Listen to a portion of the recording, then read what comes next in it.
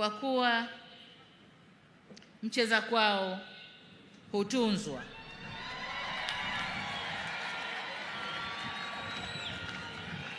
Wafanyakazi oye! Miamvuli oye! Naona miamvuli imepanda sasa.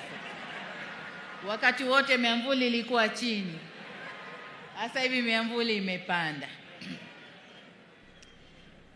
Sasa kwa kuwa mcheza kwao hutunzwa, mimi na wenzangu, na baada ya kuangalia uchumi ulivyopanda, na umepanda kwa sababu ya nguvu zenu wafanyakazi, ninayo furaha ya kuwatangazia kwamba katika kuzidi kuleta usawi kwa wafanyakazi, mwaka huu serikali itaongeza kima cha chini cha mshahara kwa watumishi wa umma kwa asilimia 35.1.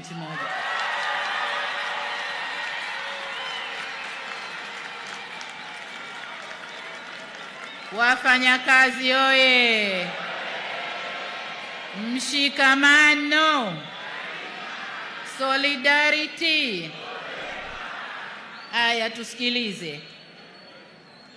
Nyongeza hii itakayoanza kutumika mwezi Julai mwaka huu itaongeza kima cha chini cha mshahara kutoka shilingi 370,000 hadi shilingi 500,000.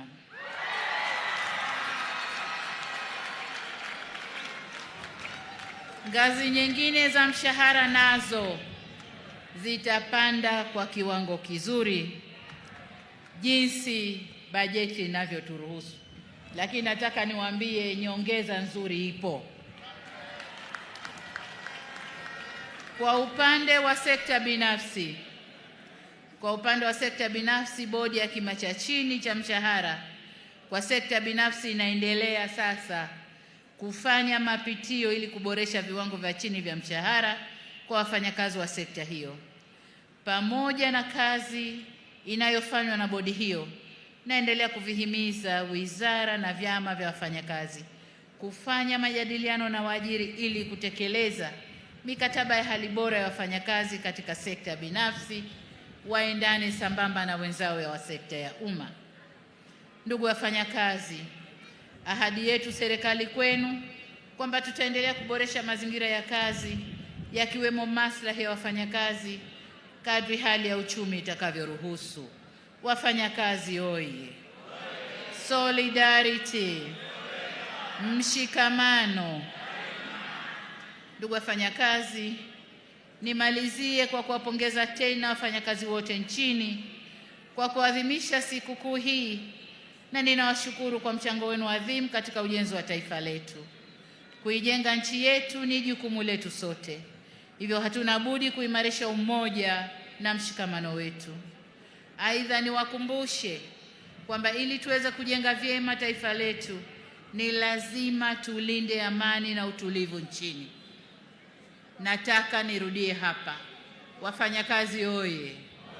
Naomba tusikilize hili.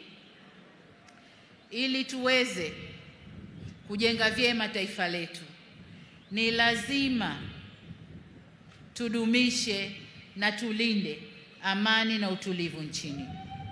Kwa namna yeyote ile, tusitoe fursa kwa vyama vya wafanyakazi kutumika kuichafua nchi yetu.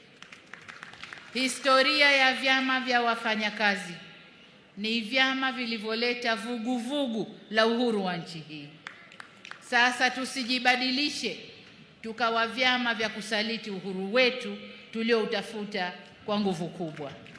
Niwaombe sana viongozi wa vyama vya wafanyakazi mkalisimamie hilo. Mwisho kabisa, niwaombee ulinzi wa Mungu na niwatakie safari njema naporudi kwenye maeneo yenu. Narudia wito wangu kwenu wafanyakazi kushiriki kikamilifu katika zoezi la uchaguzi mkuu utakaofanyika mwezi Oktoba 2025 ili kutumia haki yenu ya kikatiba kupata viongozi watakaoongoza taifa letu. Baada ya kusema hayo, nimwombe Mwenyezi Mungu aibariki bara letu Afrika na Mungu aibariki nchi yetu Tanzania. Jamhuri ya Muungano wa Tanzania. Kazi na utu. Kazi na utu. Asanteni sana kwa kunisikiliza na hongereni sana wafanyakazi. Asante sana.